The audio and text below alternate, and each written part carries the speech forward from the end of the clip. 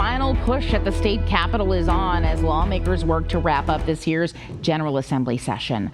Our Cameron Thompson takes a look at all the bills the Democrats are working to get to Governor Youngkin's desk by the end of the week and an update on the two-year budget.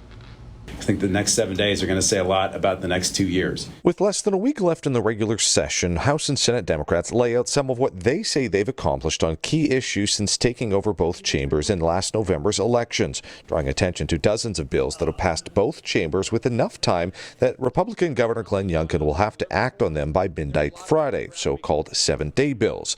Among them, banishing legacy admissions in universities, re-enrolling in a program to share voter information with other states, and requiring health insurance cover contraception. We live in a reality where women's reproductive rights are under attack, especially in light of the recent Alabama Supreme Court IVF decision. Some of the bills were carried by Republicans or passed with bipartisan support, and House Republican Minority Leader Todd Gilbert said in a statement he doesn't know what's to be accomplished with this accelerated timeline, saying the governor can often find problems or errors that need to be fixed, adding, quote, if these bills are truly that important, why would Democrats want to rush the governor's review? What the Democrats have done is they've used a legal option here. CBS 6 political analyst Dr. Bob Holdsworth says the reason is to force Youngkin's hand on some issues before finalizing their work on the 2-year state budget, which could include language to allow Youngkin's priority of a pro-sports arena in Northern Virginia. But if on Friday the governor vetoes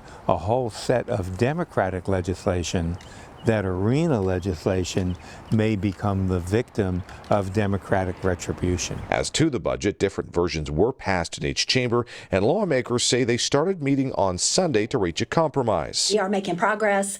We expect that we will be ready to go by the end of the week and to have a budget in front of the governor as soon as we adjourn. When asked about his intent on these so-called 7-day bills, a Youngkin spokesperson pointed to recent comments he made on the issue of legislation reaching his desk. The General Assembly is working their process now, and I will review every bill. That's my job, and I will give everyone a thorough review, and that's what I'm waiting to do. Typically, the governor has 30 days to review legislation after session ends, and he can either veto it, amend it, sign it into law, or let it become law without his signature. Some things not included among these 7-day bills have been some of the more high-profile topics this session, including retail marijuana, skill games, and raising the minimum wage. At the state capitol, Cameron Thompson, CBS 6 News.